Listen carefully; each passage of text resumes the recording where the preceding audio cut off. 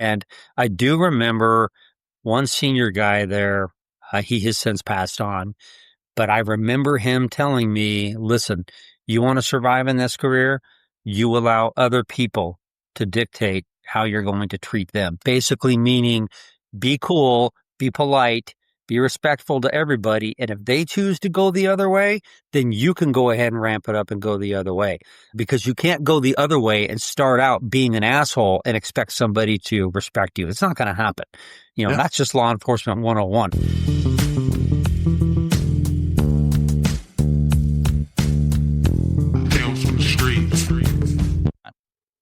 Go, brother. What's up, everybody? Today we're going to be sitting down with George Creamer, retired sergeant, LA County Sheriff's. Did 32 years in law enforcement. Started in 1988 when I was in 7th grade, I think that was. I was 5, but that's fine. We'll keep it going. Most of his experience was with the Special Weapons team. Started there in 2000, got promoted out in 2015, and you ended up on as a patrol sergeant in your last 5 years? No, so I went to patrol out in our Palmdale station, it's one of our busier North County stations. I mean, they're averaging 500-600 calls for service every 24 hours. Oh, so extremely busy. So yeah, I did that for about 18 months. And then I went down, I was asked to come back down and run basically LA's top 10 most wanted parolee task force. So okay, that's pretty cool. That's how I finished it out. So it was pretty good. So George, just for perspective purposes, I mean, LA County, you think the city of LA, right? LA County is huge. Like how much area did you have to? I mean, how much were you covering as far as like being part of the county? Yeah, well, the county itself is about 4,600 square miles. And extremely diverse. So very diverse. So you could be at the beach down in Malibu, or you could be up in the mountains, which come just under 11,000 feet, or you can be out in the desert. You could be in the metropolitan city. You could be in the rural areas. It has everything, along with the, like 8+ million people that live there. So yeah, plenty busy. Wild. Well, let's touch on this first, because you didn't start off in that type of metropolis, but can we talk a little bit about where you grew up, how you grew up, and then we'll get into what got you into law enforcement and out to LA County? Yeah, for sure. So majority of my youth, I grew up in the state of Wyoming. I lived in a couple of small towns. The populations were never exceeding, 3,000-4,000 people. But yeah, I spent most of my time there, and spending all my time outdoors. I've had, some type of a gun in my hand since I was 5 years old or so, hunting with my dad, and then, camping and fishing, all that stuff. Typical stuff that you do in the state of Wyoming. So it's a good place to grow up. Yeah. Yeah. And Wyoming only has, we just talked about it, like 500,000 people for the state, or maybe a little bit more. Yeah, about just over 500,000 people in the entire state. Yeah, it's like one person for every 6 square miles. So if you're looking for seclusion, you don't want to be around anybody. That's where you want to go. I just left Penn Station. I think there's about 500,000 people in Penn State. Just there, yeah, just in one area. Yeah, shit, that's great. Sure. All right, so let's. I want to tie into the story, because you said there's a story. What? You grew up in Wyoming, and then you're like, I want to be, I don't know what the process was. I'm going to be a cop, and you ended up in LA. So what was that? What occurred to make that happen? Well, it was, okay. It's kind of a funny story. So, when I was in elementary school, you take field trips, right? So, we took a field trip actually to the local city jail. And I think I was in like 5th grade. And we could, I'm telling, this is Wyoming. Where else are you going to go? You can't go down to the local mini mart. It doesn't matter. So, we take a field trip to the local city jail, and we go in there, and it is just chaos. I mean, what are you, like 12, 13 years old when you're doing this kind of stuff, and however old you are, and there's just, these inmates are banging on the glass, and they're doing this and doing that. And I just remember my teacher, he's like, hey, you guys have a choice in life. You can go here, and hang out with these guys, or you could be a good, a good student and a good civilian. You could do this and that and the other. And I'm thinking, man, I don't want to do that side of the block. So, but so what had ended up happening, so we go do that thing. Well, me being me, I was skipping school. I skipped school for like a week straight and I got caught, right? I got caught slipping, and what ended up happening, because I was fishing, like I went with my buddy, we were fishing every single day, but we're skipping school. So we get caught. And my mom, being the creative woman that she is, she's like, hey, you're not showing up for school. What happened? This and that. And I'm like, oh yeah, and then she found out, right? So I'm not going to lie to my mom. We were fishing, whatever. She's like, okay, all right, no problem. School wants to put you in detention, whatever. So she goes a step further, gets a hold of me. She says, hey, listen, they're contemplating sending you to the boys' home in Warland, Wyoming. And everybody my age was like, no, that's where all the dirtbags go. All the bad kids, they all go to Warland, Wyoming, that kind of a thing. And you're like, oh my gosh, I don't want to go there. And so she comes up with this plan, and she worked for a law firm. And I ended up going in front of her boss, the attorney, and man, he put it on. He's like, so good. I talked to the boys' home. They have an open bed for you. They're really upset. They don't, he goes through the whole thing, and I'm sitting there, and I don't know if I'm crying. I don't know if I'm, shaking like a puppy shitting peach pits, or, whatever's going on. But he's talking about me sleeping on my back with my shoes on, all kinds of stuff. I don't want to go to the boys' home, right? Yeah. Man, I'm telling you, from that point on, I was a complete angel. And I told Can you just say, I'll just take the beating instead? Yeah.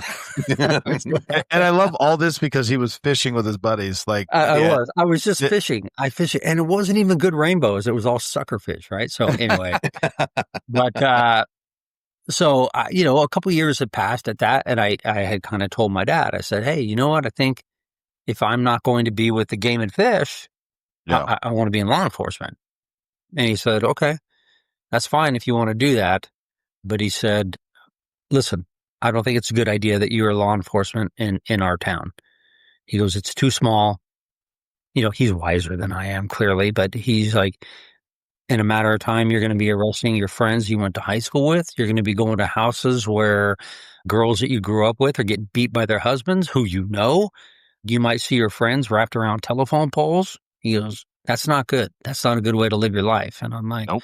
Okay. So, and it just so happened that at that time, my parents were splitting up, and my mom was moving to California. And my dad said, hey, I don't want you to go, but if you want to be a cop, and these are his words, you want to be a cop, go to the Super Bowl, go to LA. I'm like, okay. Yeah.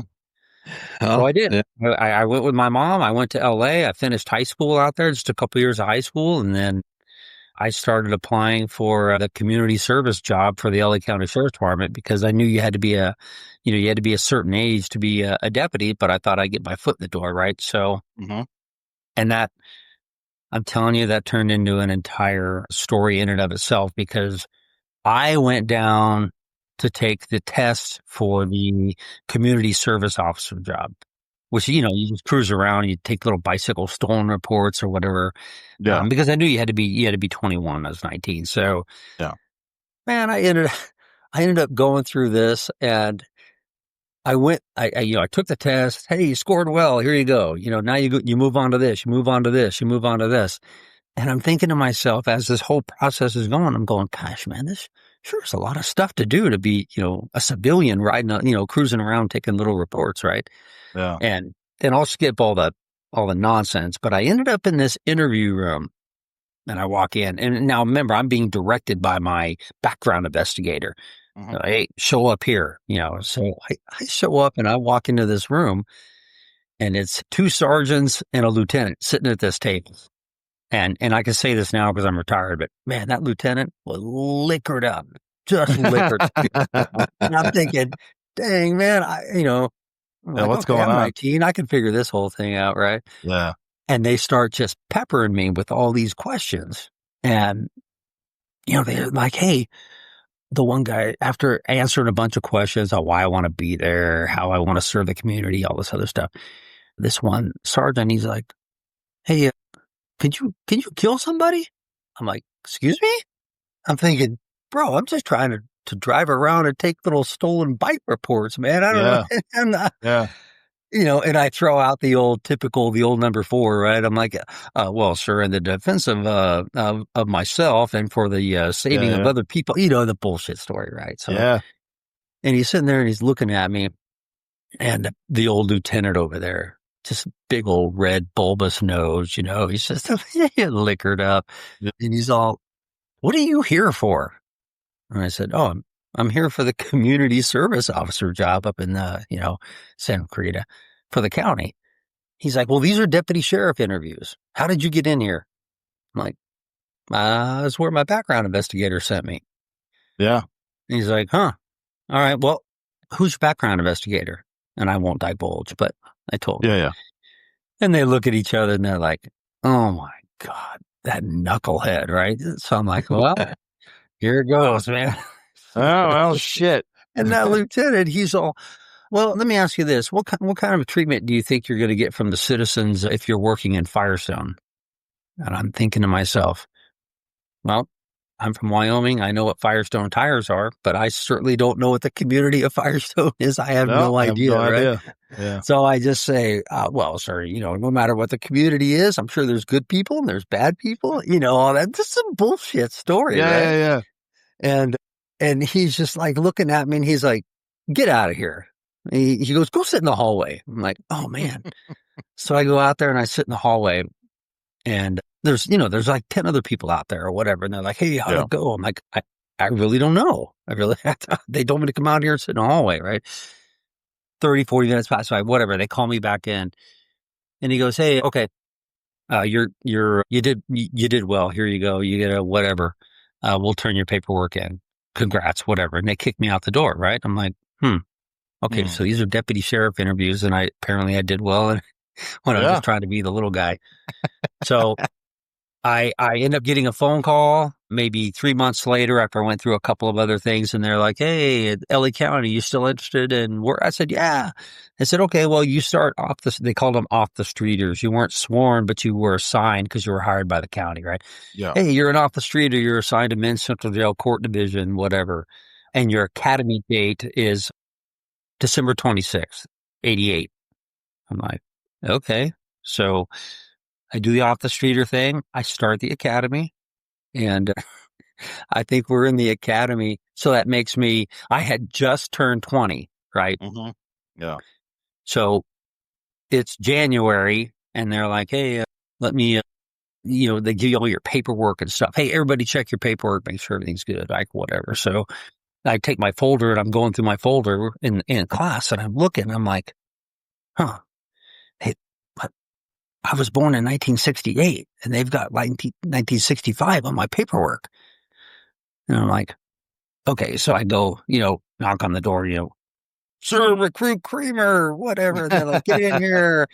I go walking in there. They're like, "What do you want?" I said, "Sir, I have and I explained the whole thing to him, and he goes, "Well, you have to be 21 years old when you're sworn in April." "Yes, sir, I do. I would assume that." He goes, "Your birthday is not until November." I said, "Yes, sir." Yep. He's like, "That's the problem." "Yeah, that's a problem." I'm like, he goes, "Well, how did this happen?" I go, "Sir, I don't know. You told me to check it. Here I am checking it out, coming into you." And anyway, he's like, "Dang it, get out of here, Kramer. I'll take care of it." And I'm like, "Well, there goes that. I guess I'm going to pack my briefcase and all that other stuff." Yeah. Tyler, I never heard a single word about it. I graduated in April and off I went, Mr. Law Enforcement at 20 years old. So 32 years in. And I mean, I have 12 in. Sorry. Well, 15 total. I'm about to hit my, anyway, I don't math, but you know what happened in the background. They're like, "Shit." They're like, "You know what? Fuck it. Just let it ride. Don't say it." Nobody wanted to eat that one. They're like, "He's already trained." A lot of under the carpet shit going on, man. So. It'll be fine. Nobody will ask. He'll be fine. Just Yeah, so that's how the hiring process went. So, and I went to the academy, graduated the academy, and you know, it's the county, so you got to go work the jails. And I went and Oh, worked the jails, and see, I worked Hillsborough County. We didn't have to do that. You had a choice, and you could go road or jail. You didn't have Hillsborough to in do. Florida. Yeah, Hillsborough County, Florida. Oh, okay, I like those Yeah, guys. Yeah, I've worked with them before. Yeah, good guys. yeah.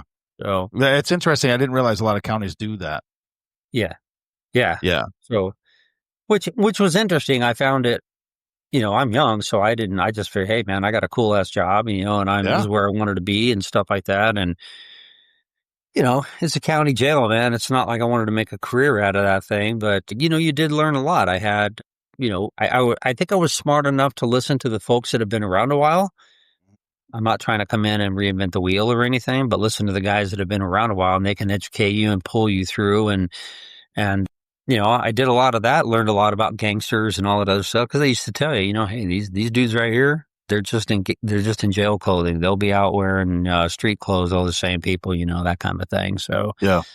but yeah, it was interesting because we can at that time you were able to fill out a wish list on where you wanted to go to patrol, right? So you know, you filled out these stations. You had 6 choices. Now I think it's only 3 choices, but you had 6 choices, right?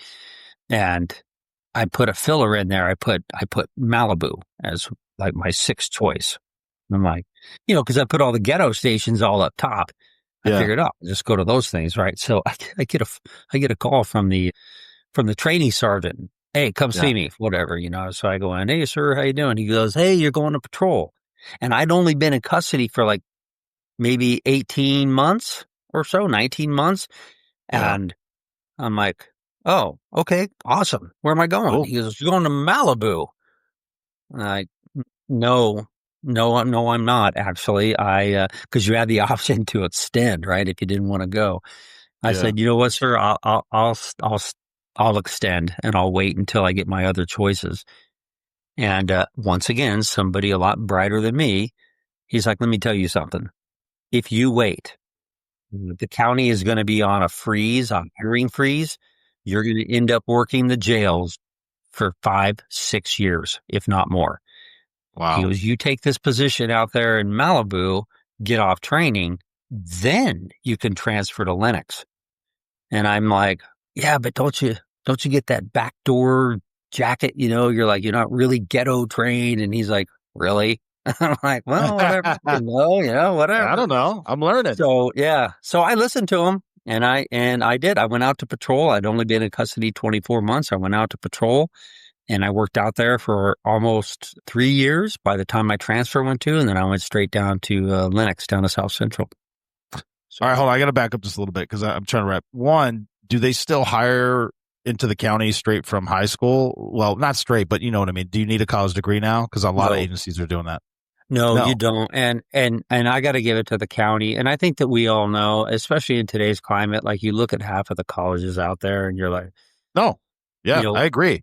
You know, I think it's a huge swing and a miss that they're trying to make. I understand that it's a profession. I don't want to get down this road, but I understand why agencies do it. But I'm like, I met many mentors that they didn't have college degrees, but they, you know, whatever, they had life experience. Right. Great cops, because you got to learn how to talk to people, right? Right. And then I'm like, do we have too many cops? Is that what's happening? You know, being facetious there because everyone's dying. So I think the concept, as long as you're trained well. Right. Yeah. And a lot of that, I believe, like we have, like I would always tell people, you know, because like while I was at the sheriff's department, you know, I went to school a year at Glendale College. That didn't work out. And then I did some stuff at Rio Hondo College and, you know, stuff like that just to kind of expand on the degree. But what I really figured out is my police degree was, I always joked about it. It was at the University of South Central Los Angeles, Vermont. You know, that's where I got all of my policing stuff. But I got to hand it to the county they really do aggressively push that once you do get hired, whether if you don't have a 4-year degree or even if you do, the county really pushes you to get your 4-year degree or even a master's degree. Yeah. At the University of LA County Sheriffs, whatever that thing is that they do, a bunch of online training and stuff like that. So, and I get it. If you guys want to really, really climb that ladder and stuff, it does. It looks a lot better on your resume when you're going to be picking between a guy that, a guy like me that's just a grunt in the field of law enforcement, or a dude that's like done a little bit of time here, but he's got an education going with him too. So I understand that. No, and listen, I had a business degree when I started my law enforcement career, and then I got my master's in criminal justice. And what I'll say is, once I got the master's, once I was like, this is going to be my profession. I really enjoyed it. I learned a lot, and I learned a lot of historical. It was worth the time. But with that being said, the actual job of being a cop, I would say, you can't learn that in a classroom. You have to be in the field. All right. And second phase of that is you're 20 years old from Wyoming, and not only are you're in fucking LA, and you're in the jails with I try to tell people all the time, cops are cops everywhere, but there's different levels, man. You're not knocking anybody, but you're a cop in a small town with 5 or 6 cops or whatever. LA is legit, cartels, criminals, murderer. It's legit. Yeah. And here you are, not even really old enough to be there, and you're in there with them. What was that? I mean, how did you process that? Was it just yeah, fuck it, here we are? Yeah, that's kind of how it was. And so wild. I think that I am grateful to a lot of the intelligent people that were there with seniority before me that would kind of help you out and give you the do's and the don'ts. And I do remember one senior guy there, he has since passed on, but I remember him telling me, listen, you want to survive in this career, you allow other people to dictate how you're going to treat them. Basically meaning be cool, be polite, be respectful to everybody. And if they choose to go the other way, then you can go ahead and ramp it up and go the other way, because you can't go the other way and start out being an asshole and expect somebody to respect you. It's not going to happen. That's just law enforcement 101. If you want to have a long standing, good career, I may hate to the core the person I'm talking to out on the street, but that's not the point. I just don't treat people badly. And in the jails, you kind of learn how to talk to people and stuff like that, because when you get out on the street, that's just how it's going to be out on the street. Yeah. And, if you go out there and we all know, we've all seen enough cops, and you start trying to act like a badass or something like that. And, you're going to get your ass handed to you eventually. You're going to come across the wrong guy, and yeah. But don't get me wrong, there was still plenty of, I wrestled when I was growing up. So inside the jails, there were plenty of fights, but you know how it is. It's not like you're standing there duking it out, man. That shit hits the concrete within 10, 15 seconds. So as long as, I knew how to wrestle and stuff like that. But yeah, it was just that's the way it was. And then I was happy to go out to patrol. I longed for that, that freedom of being out in that car and making my own choices for sure. No, and I want to get to South Central. I had the condensed version of what you described. One of my sergeants was like, look, man, be nice until it's time to not be nice.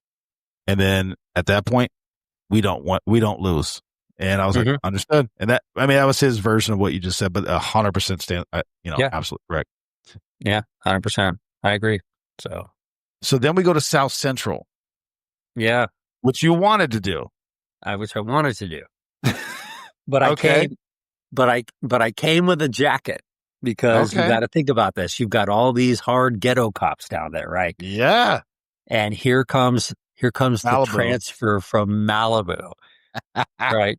Yeah. And I love it, dude. And I knew it was coming, but luckily I had friends that worked down there, which that helped, because you got your friends that are saying, "Hey, give the dude a break, man. He's good to whatever." Yeah, he was just trying to get out of the jail, bro. Give him a break. But it was still, you roll down there and you're that guy. You're a backdoor, you never wanted to come to the ghetto, and that just wasn't true. But but it ended up being very interesting, you know. So I got there. I was assigned to the early morning shift, which was 2100 to 05, and they gave me a partner. And I'm sure my partner was like, "This guy's a chump, you know, whatever it's gonna be, you know, he's rolling around on the beach team or whatever he's doing, you know." So wearing bike shorts, I got you. Yeah. So anyway, I ended up working with this guy, and I was never like a smaller guy. I think when I got out to patrol, I was probably 190, you know, 195, and the dude, you know, my radio car partner that I'm working with at this time that I just met, you know, he's scratching for 150, 155. But man, he was clever. He was clever and he was good. He was a good talker. So I think the first 3 weeks that him and I worked, because you work in a cycle of a month, right? So the first 3 weeks that we worked together, it was me having to kind of prove to him that, hey, man, I got you. You know, you're not going to get hurt out here. I know what I'm doing, that kind of a thing, right? So that worked out really well. And again, I'm just like really skirting through this stuff, but no, I appreciate it. Yeah. But you'll love this. So eventually I come in, right? And I'm solo, right? I'm like, huh. So you had the central car, which was 32 with partners. And then I was the solo 32 Adam, right? And guys, I am not kidding you, Tyler, Vic. It was, okay. So you just kind of have to remember, I come from Malibu and I'm coming down to South Central, right? Yeah. So for my first like cycle of being by myself, I probably hooked 20, 25 different people for drugs. I was in 4 or 5 different pursuits. I had foot pursuits, vehicle pursuits all over the place. Mm-hmm. To the point where one guy actually comes up to me and he's like, what are you doing out there, dude? And to me, you guys got to put yourself in my shoes, right? Yeah. In police work, that's what you're doing. Yeah. He's like, what are you talking about? And you know, because I just figured it's South Central, right? You open up your back doors, you drive backwards, and you fill the car up full of bad guys. I just kind of, I just figured this is the way that it worked, right? Yeah. And he's like, I don't know what you're doing, man, but there's a lot of activity going on, you know, this kind of a thing, right? So, so I come into early mornings, and I'm sitting down and briefing, and in walks the watch commander, right? And he goes, hey, I'm riding with you tonight. I'm like, yes, sir. Not a problem. You know, I'm like, that's interesting. And I'm working down in our southern area, which is called Lawndale. I said, all right, you know, whatever. So we get in the car or whatever. I'm driving. And I'm like, hey, sir, you know, anywhere you want to go? And he's like, no, just work. Just do your thing. I'm like, oh, okay, you know, whatever. And so we're driving down Hawthorne Boulevard. And like literally, I think we're like 30 minutes into our shift. We're driving down Hawthorne Boulevard. And I see these gangsters in this car right around like 166th Street. And I'm looking at them. I'm like, that doesn't look right. You know, so I spin around on them. As soon as I do, right, their lights go off and they punch it, right? So I go after them and they do a U-turn. They go flying up Hawthorne Boulevard and I'm putting out that we're in pursuit. You know, back then you could just, you know, it's like, hey, I'm in pursuit of a reckless, you know, whatever. You didn't have to, you know, whatever. So these guys, they fly down, they come back up 166 and they hang a right turn. And we're chasing him. And I'm looking over and LT's got, you know, he's all gripped on the seat, and this and that and the other. And I'm all, hey, sir, would you mind putting this out? Because I'm a little busy, you know, I'm trying to drive the car and this and that. And he's like, I'm not even out here. You know, trying to do the old. Long story short, these gangsters hit these train tracks and launch their car like into a fence and a tree. And it's just a disaster all over the place. And we pull up there and we don't even have to go after anybody, man. They're wrapped up. One dude's through the windshield. Another guy's laying in the grass. Oh, boy. Just a disaster. Yeah. And all the other cars start pulling up. And at least you had a lieutenant on scene. Well, he's right here. Funny you say that, Vic, because I'm out there trying to do my thing, you know, get these guys all squared away. And one of the my sister cars comes up and goes, hey, dude, what do you need me to do? This and that, and the other. I said, oh, it's all good right here. And I go, hey, can you get a hold of so-and-so? Hey, have him come over here. I want to ask him a question. And he goes, nah, dude, he's on a detail. Like, what? He's like, yeah, he's taking the LT back to the station. LT said he was never here. No, my name's not on that report. Yeah, exactly. So, but that's policing in the 90s, and I'm just like, so, but then I think after that, I ended up like about 2 years later, because I had good partners, I ended up becoming a field training officer, made my name there and all that other stuff. And then, that's kind of my springboard over to the SWAT team. So, but South Central was just full of nothing but fun stories, fun excitement. So fun cop stuff. So from Malibu to South Central, how many years was that? So a total of, let's see, 9. Wow. Yeah. Oh, wow. 9 years of patrol. Wow. Yeah. So that's good though. So did you have in your head you wanted to go to SWAT, or it just kind of as you got in your career, you was like, oh, this might be interesting? Or I did, only after I had seen. I mean, clearly, I knew that we had a SWAT team, right? So yeah. As a matter of fact, we had a gal in our academy class that swore up and down she was going to be the first female SWAT person to go to SEB, and that didn't work out. But anyway, so I would see them when we had call outs, barricades in Lenox, and K9 was out there a lot, and K9's part of SEB as well, so we would talk to them a lot. So I just kind of figured, I said, you know what, that's kind of where I want to go, man. You can do the outdoors thing, and I always thought that like tactics, like police tactics, everywhere from patrol all the way up to SWAT, it's always been like a big chess game for me, where, I want to outsmart this guy. I want to make a couple moves here and outsmart this crook, right? We all do that. We're all cops, right? So, So I knew that that's where I kind of wanted to go, and I figured I was in the right spot. But you had to, I mean, there for a while, they were, SEB would, hold a application process for, 2 spots, and 100+ people would show up for it, so it's like, man, and you really kind of had to know somebody that was there that could actually vouch for you and say, hey man, this guy's a worker, this guy does this, and he's a good person, and, that kind of a stuff. So, yeah, so I fought that battle of applying to get to SEB for probably 3 to 4 years before I got picked up. Yeah, that's crazy. Was it guys were the guys were just in a unit and they were getting promoted out? Is that how the spots opened up? It's a variety of things, Vic. It could be promotions, because at SEB you don't have to leave. You can stay on the SWAT team your entire career if you want to. Dude, that's so sick. You've got injuries, guys that want to promote out, guys that retire. So then those spots start to get filled up. And on top of that, they kind of wanted to bump the teams up a little bit. You start going through attrition and stuff like that, because SEB runs on, 6 teams of 8 at full capacity. And it's never like that, because you got so many injuries and stuff like that, because it's, the whole SWAT team, that's a completely different animal out there. Yeah. It's not a collateral job. It's full time, so, you get worked over. So you get a lot of injuries. So, but yeah. Man. So my question, so how many sworn law enforcement are in LA County? I'm just trying to get my head wrapped around it. How many sworn in LA County? LA County, like, I guess for the sheriff's department? Yes, yeah. Yeah, so the sheriff's department usually, at one point we were 10,000 sworn. And then, that's gone down clearly, just like everywhere. Everybody's struggling to get for sure. police officers, but that's gone down. But but at the time when you were there, it was about roughly. It's about 9,000 to 10,000 sworn. And you guys had about, and that's all the ranks, Yeah. You had about 100.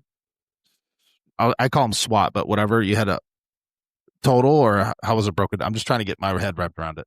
So our tactical team was, let's just call it around, you got 5 different details that are there, right? So you have the special enforcement detail, and under that umbrella, you have hazmat, arson explosives, K9, SWAT, and the ESD guys, which are our tactical medics. Got it. So within all of that right there, you're probably looking at 80 80 people, maybe right around there. See, to me, that's crazy. I would have thought it would be much more, but I guess it was full time. So I'm tracking. I've never worked for an agency where it was a full time. It was always, an additional, I guess, job or whatever. Right. I'm a big fan of the permanent because it's a lot of training. Anyway, all the stuff that is required. Mm-hmm. So how many call outs, I guess, was your team doing? Just to kind of put that in perspective, like in a year, or I don't know how you guys kept track of that. So every call out does get tracked. And just like most of the entire country, your bread and butter are high risk warrants for tactical teams, right? So, but I think the lowest I've ever seen SEB at my time there, the lowest I think call outs was about 165 to 170 right there. But a majority of the time, I mean, there's been times, depending on details and all that other stuff, activations and things that, I mean, you're clicking over 230, 240. Wow. For a year. So, that's why you need a full-time team. Yeah. Yeah. And that's just for the county, right? So you still got our big brothers in blue down the street, the other big dogs on the block, LAPD, and, they're cranking out 150, 160, 170 as well. So, would you guys work together, or was it completely separate for you guys? No, we would work together. We always had a really good relationship with LAPD, like mutual aid. Okay. If they needed us, we'd go help them. If they needed us, we'd, it all just worked the same. And that was with every agency within LA County, like the sheriff's department. You get a random small agency that's in our county. They have a small collateral SWAT team. If they get something that's just a little bit too much, they'll call us. Yeah. The unfortunate part of that is once we step in, that's it. We take it all. We can't blend those tactical teams together, even though they probably go to our SWAT school and we talk and train with them. But it all comes down to command, who's in charge. Yeah, it's two different languages, basically. 100%. Yeah. That makes sense. I don't want to jump too far ahead, but I do find how you and Vic came together very interesting, just how that all came to be, where LA came out to New Jersey to help, train, build. I don't want to put words in either of your mouth. A SWAT team that was being built from the ground up. Mm-hmm. I don't know, Vic, if you want to, how you want to lead into that, because I think that's very interesting. Yeah. So I was given a task of once we got the armored vehicle to, basically start finding guys that we could train with. Yeah. I mean, who better to train with than guys from out west, especially because the way they use the vehicle, it's not only, for transportation purposes. It's an ARV, it's an armored rescue vehicle. Yeah. So just learning the tactics that they would show. I mean, it was kind of a no brainer just to start asking around and getting them. That's how I got in touch with George. Mm-hmm. And then once they came, you think of like California and New Jersey, as far as like rules of engagement, things like that, they almost align pretty well together because you almost have the same type of philosophies when it comes to tactics and the stuff that we were carrying. Okay. So that's how we kind of implemented the LA side of things. We've trained with both, George being with LA County, and we've done K9 stuff and other HRT stuff and other tactics with LAPD as well. So we kind of took a big mishmash of West Coast tactics and brought them over to us. Mm-hmm. So George, I guess because I've never heard of it. It doesn't matter. I was never on a specialty team, but was that a common occurrence? Would you travel out to train either train them or train with them, or however that works, other agencies?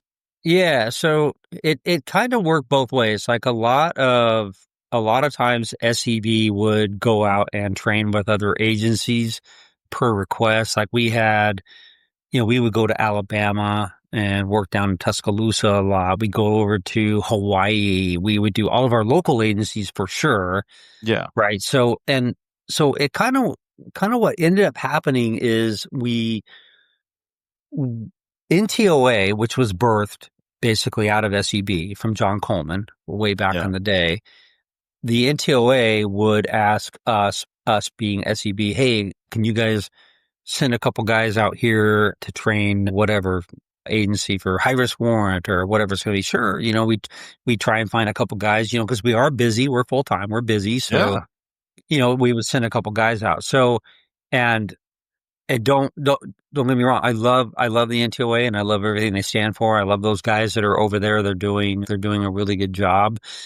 But what I ended up discovering was I was asked to go do some training somewhere, and I was meeting up with another law enforcement officer from a different city. It wasn't like SEB and that's it, right? So, and we were asked to train on some high risk warrant stuff, right? So I met the other officer from the agency, and his philosophy on high risk warrant service and movement and stuff like that, completely different than mine, completely different than SEB's. And so it was very frustrating actually for the students, because they're like, well, wait a minute, this guy's saying this and this guy's saying that, well, how do we get around this? And it was easy to kind of like, myself and the other instructor would go, hey dude, this is kind of what we do. This is what you do. Why don't we give them the option of the two, right? So that's the way that you work through that kind of a thing. So what ended up happening was I was like, you know what? Okay. So myself and a couple guys got together and we just formed a training company. That particular training company didn't last very long for various reasons, but the training company that I have now, that I've had for a long time, our focus is that we go out and we do training. We get asked to come and do training. The continuity of the training is all SEB guys. Yeah. So if I go out to Vic to do some training out in Patterson or wherever, he is getting myself and, one or two other SEB guys, so that there's no like this and that and the other. So this is what you're getting. Now, whether you elect to go, okay, hey, that was all cool for the 3 days, I'm going to get another view over here with some guys from LAPD or something like that. Absolutely. You should do that. There is no one way to do anything, right? So you should go out and expect, and SEB does that as well. We're not inbred. We don't sit there and do, inbred training all the time. We reach out, we bring people in, we send guys out and stuff to learn new things, because, as busy as we are and as big as we are, and, I even tell people, we're super spoiled. We have all this equipment and this and that and the other, but we work in a very small team, tactical fashion, just like the rest of the country, right? We're just full time. So I built this company, and it's been extremely successwell. And I know a lot of people that have said, that they were very hesitant when we came out, because they're like, oh, we're going to get these freaking douchebags from LA County. These guys are going to come out here. They're going to shove everything down our throat. And what they find is that's not the case at all. We're going to offer you what we have, because, man, when you're getting 200 to 250, 200 set of call outs a year, we have fallen on our face so many times that now we can come out and go, hey, dude, don't do this. We're very humble. We don't shove anything down anybody's throat. We just like, hey, man, this is what this, we use the armor like this because, I don't know, because we've used it 15 times last week, so, and so when I created Integrated Tactical Concepts, we just started getting a flood. And now we're doing, we're 40, 50 classes a year, including SWAT schools, to the point where the state of California called us and said, could you please put on more SWAT schools? Because everything's post-approved, right? So, because they're running out of time. You got guys deploying out there from tactical teams all around the state of California, and they've never been to SWAT school, and they're just opening themselves up to litigation and the department. So, so Post is calling us. They're like, hey, man, would you guys mind doing a couple more SWAT schools? Which, why would we not? Because the SWAT school curriculum is that of SEBs, and all the instructors that are coming in, they're all SEB guys. So when you went out to Jersey, was it under the company that you started, or were you still with the county? It was under a company. Yeah. It was under the company. Okay. Yeah. Listen, what I'm saying, I think what you're talking about is necessary, because you were talking about the inbreeding.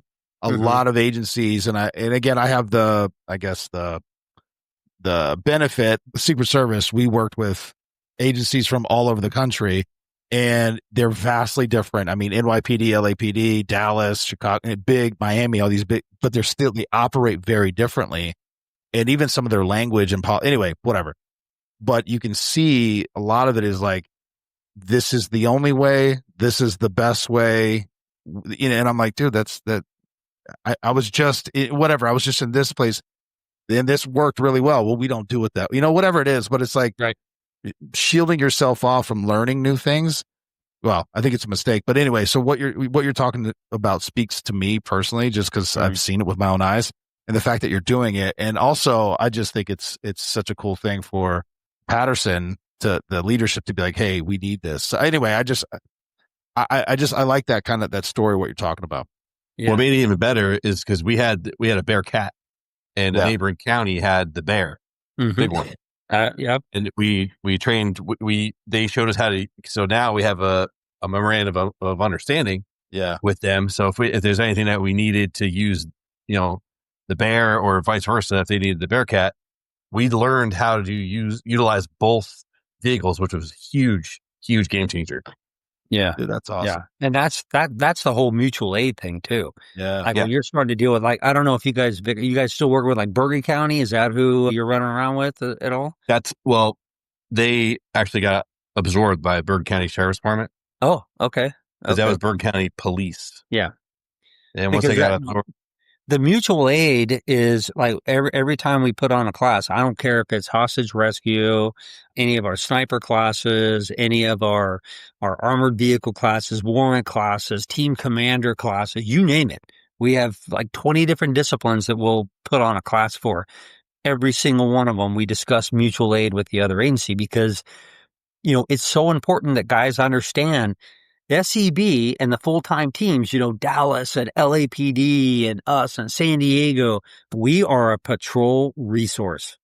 Those collateral teams out there, I don't think they understand how important it is that we are a call. Like, hey, things are going to hell. Call SEB. Yeah. Whereas these guys that are out on the street, everything starts right there in patrol. Everything. And those dudes that are out there, you might have like a sprinkling of SWAT guys, right? Because they're a collateral team. But those are the ones that are like, hey, we better have our shit together, because if we don't, things can go south quick. Yeah, for sure. Let me ask you this. Sorry, and there's a few stories I want to get to that we talked about prior to, but I want to ask a couple questions.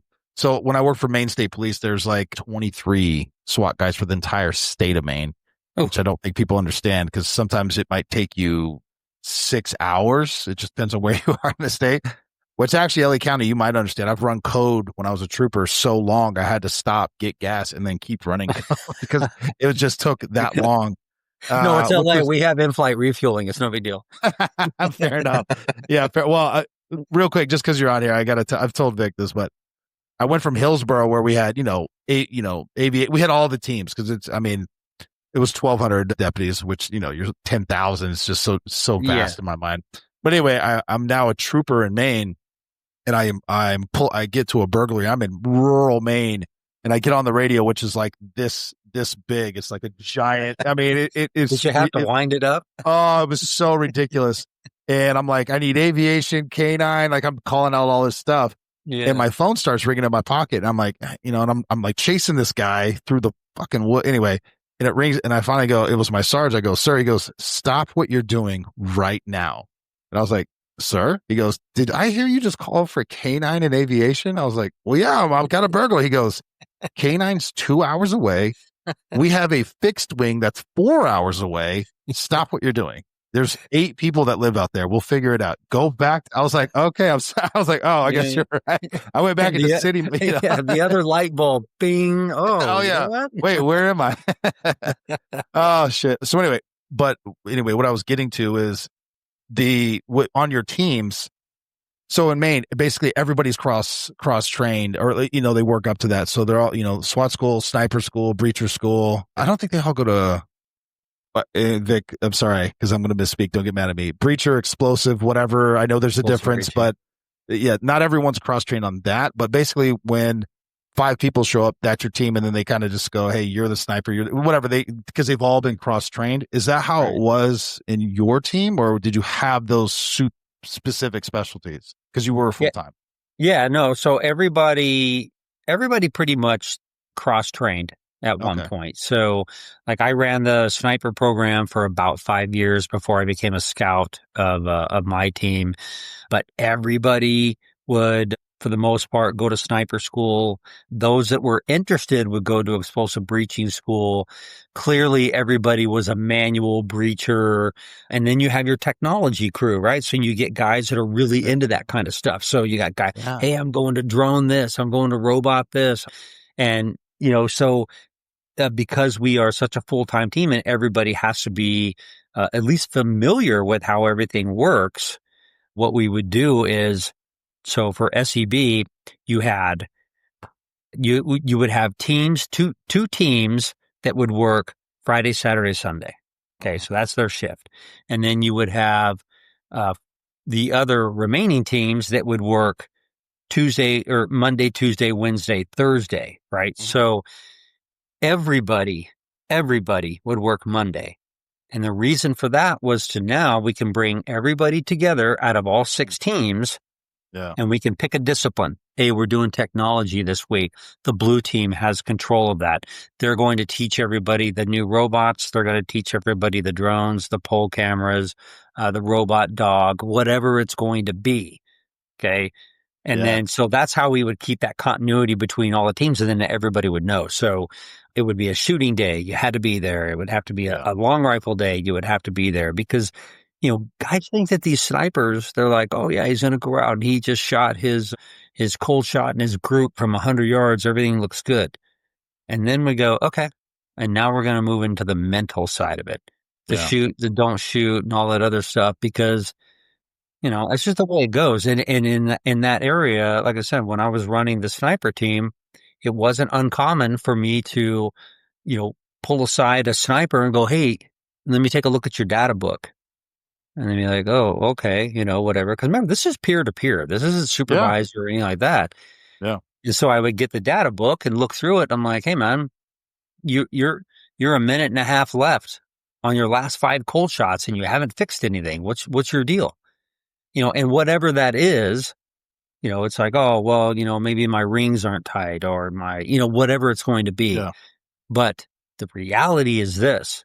The next time I build the team on the wall and I'm looking for a sniper, am I going to use that dude? Yeah. No. Yeah. I'm not. Not until he gets his shit straight, right? And people have checked me too. I'm not, I'm not the god of it all. Hey, George, let me see your book. Here you go, man. It's not like you open it and cobwebs come out. Everything is legit and it's squared away right there. Yeah. Because guys need to understand the bigger picture on these tactical teams, man. We're trying to stay professional. We're trying to stay intact. So if you end up having to, shoot somebody with a long gun, that sniper book's going to court. Yeah. And if you get, that's exactly what I thought. some former dirtbag SWAT guy that decides he wants to go to the dark side, testify against SWAT guys, and he has some tactical knowledge, he's going to bring that shit up. Yeah. We can't have the first thing to subpoena is your training records. Yeah. 100%. And he's going to try and eat you alive, and it's like, nah, you can try. I'm glad you said it that way, because again, I've been in law enforcement for a while, but you get that, and we've all met him. You guys worked with him, but I met him from the outside looking in. The fucking asshole guys that are like, what a fucking douche. But then you meet I don't want to call them the cool, but they're just normal humans, but they just happen to have a unique skill set. Mm-hmm. And you're like, dude. And they talk about it's a profession within the profession kind of a thing. Like, they just train harder. I guess what I'm trying to say is, like, you need to hold yourself to a certain standard, like what you're talking about, because when shit hits the fan, that's who you're looking to. Because here you are, you're a cop, and you're like, I need help. When they get there, you're supposed to be like, oh, thank God they're there, right? That's the feeling. And then whatever they do, you're like, they're doing it the right way. And if you see them and they're fucking assholes, or their shit's not straight, or like what you're talking about, they're not squared away, you're like, what the fuck? What kind of shit show is this? You know what I mean? It erodes the confidence. So what I understand what you're talking about. Yeah. And I'm glad you're saying it that way.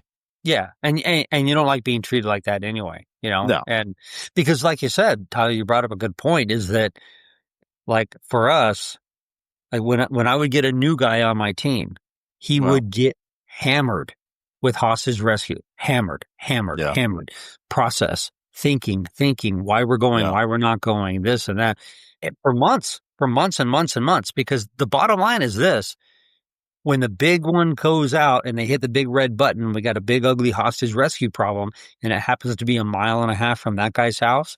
When he shows up in them fancy greens and all that, nobody gives a shit that he's been at SEB for a month and a half. No. They look at him and go, thank God, SWAT's here. Yes. And in the meantime, he's all, holy shit, I should have called in dead or something, man, because I don't want nothing to do with this. So yeah, it's tactics, and SWAT is it's a big thing, man. So no. And Vic, you talked about it on the your last one that we did, but you were talking about how, like, again, I'm speaking to the perceptions that kind of gets put out there sometimes from those who don't know or don't understand. But people are like, oh, SWAT's here. They're just going to blow everything fucking up, and they're going to make, they're just cowboy, whatever it is. And I guess sometimes there's room for that. I don't know. But when you talked about it, you're like, no, dude, we're checking all these boxes. And if there's a box out here that's not checked, we're not going till you figure that, like, we need a plan, because we all know best laid plans can still go to shit, but we're going to at least have as much intel as we can possibly have before we go in. And I meant to dive into it when you said that, but that's how it should be. And I guess it's good to see that. I mean, here, two sides of the United States here, and you guys are talking and speaking the same. It's the same story. Yeah. Which is good. Yeah. Well, we are all a lot the same, dude. I mean, I've been all over the world. Yeah. And, cops are cops. I mean, you might have, like we always like to say, we all have our fundamentals in law enforcement, right? Yeah. And then you might have a preference over here. Like, this is the base right here, but I like to do it this way. You like to do it this way. But for some reason, we all come around and we meet in the middle, and we're all good. So for sure. George, you just sparked my memory when you said something about going all over around the world. I think it might have been you. I think you might have been like in Scotland or somewhere in Europe. And you said, like, all cops are the same. And he said, if you close your eyes and listen to them speak, it's like just like being anywhere else in the country. I think that might have been you. Well, they talk about like where they're going to go eat. This one's complaining about his wife. This was, I think it might have been you that said that. Maybe. Yeah. Well, I'll tell you, man. We've been around.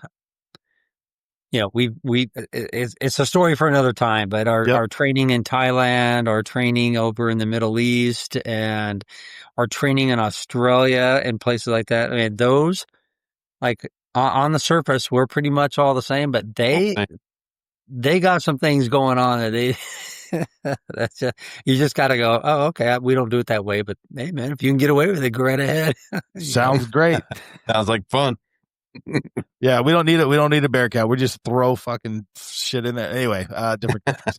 I did have Francois. He's the deputy director for the French National Police on a few episodes. His stories are fucking amazing, but I'm trying to get more of my contacts overseas, but right now it's not a great climate for them to talk. So they're like, give me a little, there's a lot going on.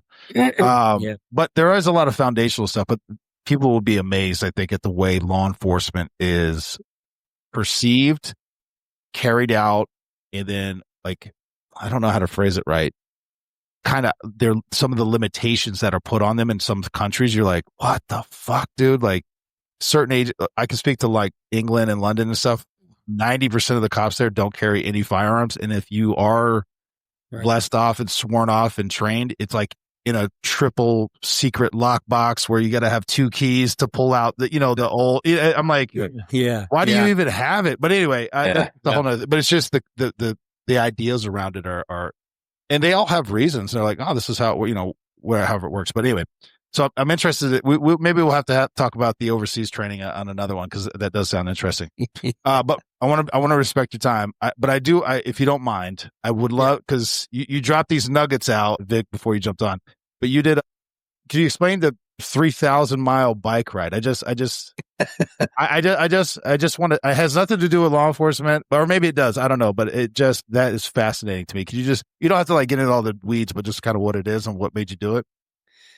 Well, probably the root of it is that, growing up in Wyoming, I was literally outdoors all the time. Yeah. As a matter of fact, I've had plenty of conversations with, my dad's passed on, but my mom, where she remembers I'd be like, hey, I'm going out with so-and-so, and, we grab our 22 rifles and a brick of 22 shell and, maybe a sleeping bag and whatever. And she wouldn't see me for like 3 days, so I'm always out and about doing something. And, back then people, well, now that I think about it, maybe she just didn't give a shit. I don't know, but he'll be fine. Care. It's not like there's like grizzlies and wolves and shit, but yeah. So I've always been into cycling, so I ride, but I found just going over the internet years ago. Well, before that, I would ride from our home in when I lived in California. I would ride from our home in California, and I would road ride up to our place in Wyoming. Right, so it's only like maybe 750 miles, right around there. Only. I would do the road ride thing. But then I was just going through the internet one day and I saw this. I'm like, wow. And so what it is, it's called the Great Divide Mountain Bike Route. And it starts at a place in, I'll take it back. So there's the Great Divide Mountain Bike Route, but it's actually a race. It's not sanctioned or anything like that. There is no, you don't get any medals or money at the finish line or anything like that. But what it is the longest mountain bike route in the world. So it goes now it goes from Jasper, Canada down to Mexico. But before it went from Banff, Canada down to Mexico. Okay. Wow. And I elected to go northbound from Mexico up because it fit my schedule a little bit better. Right. So, but it's a self-contained. You have everything on your bike. You carry your water, you carry your food, any repair gear, your sleeping bag, your tent, your clothing, everything that you think you would need. You have that on your bike. And you start down there at the border at Antelope Wells, and you have a 2,750 mile ride. Basically, up the Rocky Mountains. You cross the Continental Divide about 32 times, and you can go from your highest point is Indiana Pass, and that is up to 12,000 feet. So that's going to feel good in the lungs. Yeah. Well, you know what the good thing about that is I found that starting south, you kind of acclimate a little bit by the time that you really start climbing. But I will give you this, like a lot of people think Colorado, Wyoming, Montana, oh my gosh, the hills are crazy. New Mexico is ridiculous. Yeah. The climbing, because you'll climb up to 9,000, drop down to 4. Climb another 4,000, drop down to 2.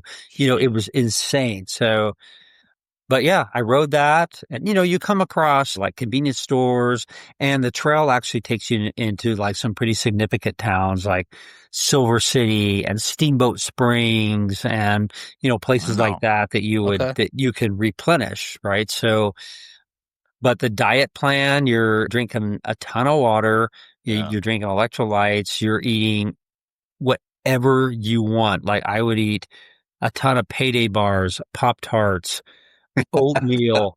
Like I would come into town, and because your deficit probably 6,000 calories a day, depending, and you would come into town and you're like, oh, there's a McDonald's. I haven't eaten there since Grimace was doing whatever. So I'd buy like 5 quarter pounder with cheese and wolf down 3 of them and put 2 of them in my bag. And I'm like, I'm going to eat these later. So you're constantly burning calories, and but it's a total adventure out there because you are like in the middle of nowhere. We had 2 grizzly encounters on a bike. Was fine. You get through it, no big deal. But but the storms, like the weather, like we came across a couple of lightning storms in New Mexico, and like it's a total adventure, right? We're out on this road, like riding, and like it is just.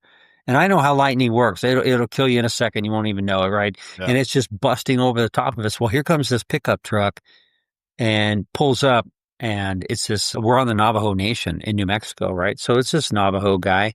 Mm-hmm. And he's all, hey, you guys shouldn't be out here, this and that. We're like, yeah, no shit, man. Where do you want me to go? It's like desert everywhere, and, yeah. And he's all, you guys need to come to my house and get out of this stuff. And I'm like, hey, man, that's really nice of you. And then, the police mode kicks in, right? You're I was like, hell no. Nah. Right? Yeah. And he's already liquored up, because like, you could tell, right? He's liquored up and he's like, hey, I live down that little dirt road. You guys come to our house, whatever. So, it wasn't your old lieutenant in your interview, was it? Might have been. Yeah. That guy might be. I hope he's not dead, but he probably is. But anyway. Well, anyhow. So we end up going to this guy's house. And I got to give it to him, man. We must have like been a day ahead of the cleaners, because all the dirt and all the mud and all the mice and all that shit were still all over inside of his house. So, but I got to give it to him, man. I appreciate him getting us out of the storm, but man, I was ready to leave that thing. I didn't know if I was going to get the hantavirus or what was going on there. So, but it was like that the entire way. You run across a lot of, you realize there's a lot of like really beautiful people out there, man. Just, they see you in the middle of nowhere and they stop and they give you stuff out of their coolers, and, they all want to know where you're going. And, so yeah, it was an adventure. So, but how many miles were you doing a day? Weather dependent, I guess. Weather dependent, but we averaged about 62. It took us 42 days. Yeah. To run that whole entire thing up there. A little bit more. So, because we had several days where we were like well over 100. Like we did a lot of days that were 100. Now remember, dude, I've done this. I did it. You guys are going to hate me. In 2018, I did it by myself from the border up to Wyoming. Okay. And then I got pneumonia from the forest fires, right? So I had to have my brother come pick me up, which is fine. Oh.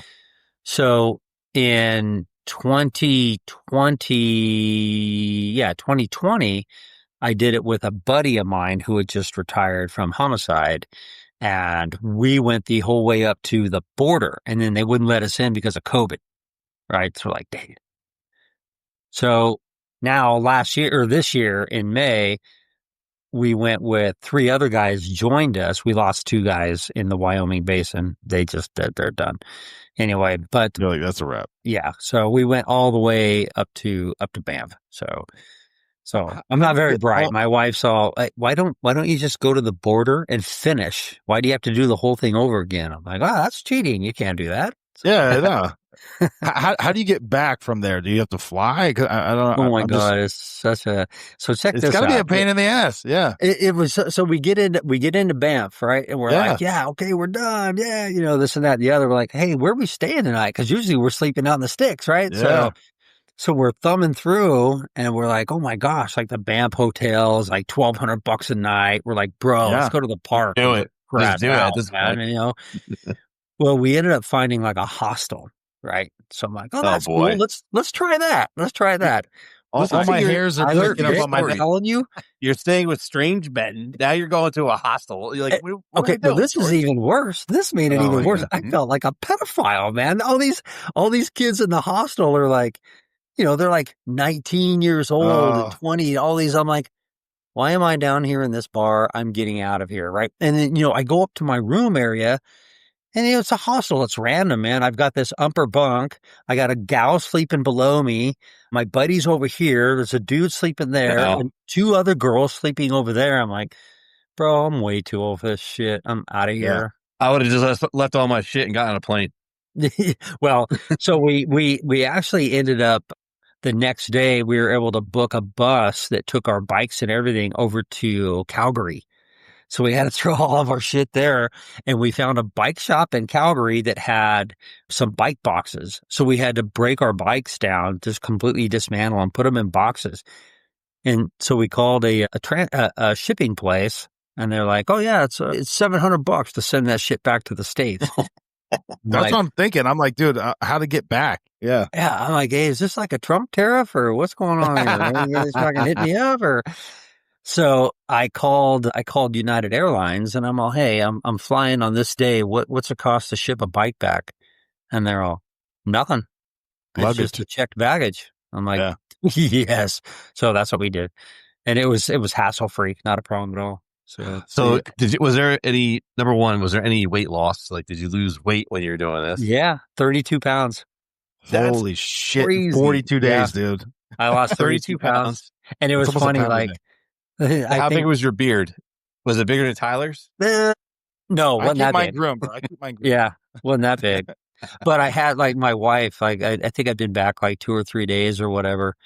And she's, she takes her hand and wraps it around my bicep, basically. She's like, oh no. Yeah, you need to get back in the gym. I'm like, I can still backhand you. I don't, Well, you said, you guys know how hostile it's. No, I don't. I'm too old for that, bro. That's not just for me. I learned my lesson. Yeah. Well, my uncle does that. He every year he takes 2 months and he goes and backpacks through the U.S., other countries, whatever he does. I mean, he was in like, I don't know, wherever Romania, the Baltic Sea area, whatever you call that, Eastern Europe. And he's staying in hostels. I'm like, dude, you're 60 something years old. What are you doing? But he loves it. And I'm like, but they look at you funny. Yeah, no fucking way. I'm too old, bro. All right. Last story.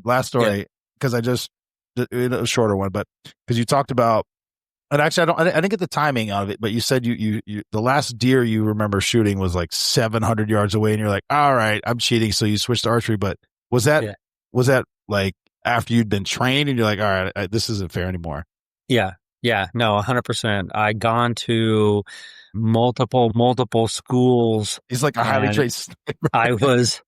I was lucky enough to get a couple of schools from some Marine Corps snipers, and they, going over really, really teaching you the mathematics of the whole thing and everything, depending on your optics and all that.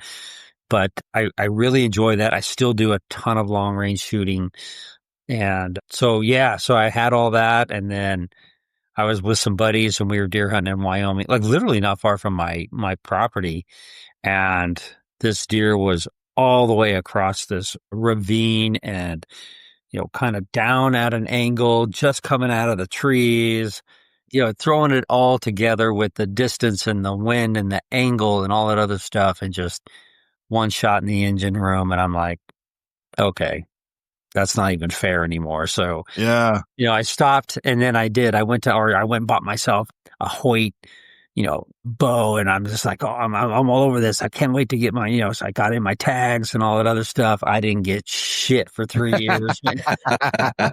It's a different game, baby. The bow hunting is a different game. It sure is. But once you get that first one, and in Wyoming, where I hunted in Wyoming, it's not tree stand hunting. Like you're glassing and you're finding those big bucks out in that tall, 3-4 foot sage. And then you crawl for 2 or 3 hours to get to them, and so, by the time you get them, you're just as bloody. So, but, so I've been archery hunting, ever since then. So. Dude, it sounds like a lot of work. I'm a city boy, so I know. Vic's like, I don't even understand what's going on. He's like straight to the market, man. Costco. Yeah, I know. Well, I know that deer 700 yards away, downhill, and now I have to go get him. You have to get his guts out and stuff like that, right? Like that drag. They got to drag him all the way up to where you. I got it. Yeah, you got as many days just to ride your bike across the border. Yeah. Oh, perfect, sure. George. Dude, I know we kind of, as we typically do, just you had an expansive career, but I really appreciate your time. I appreciate this. I'd love to have you come back. Don't know when, but I'd love to dig into a little bit more stuff. Definitely the overseas training stuff, because I'm definitely trying to work on that. We'll talk offline, but thank you very much, man. That was great. Hey, yeah, man. No, thanks for having me on. And I appreciate it. Anytime you need something, man, we can chat it up. So, and Vic, I always love seeing you, my friend. So, yeah, buddy. now that he doesn't look like Mr. Burns, so that's good. Oh, I'm back to full strength. See, George goes on 3,000 mile bike rides. You I don't do that. No, I know. You do it the harder way. Anytime you want to go, let me know. I'll take it. think I would love it. All right. I mean, I'll get a motorcycle with Tyler and he can just ride in the sidecar. Yeah, I'd like to see that. You two looking like Dumb and Dumber riding around on your Vespa. George, don't go anywhere. I'm gonna end it, but thank you again, brother. You bet, buddy.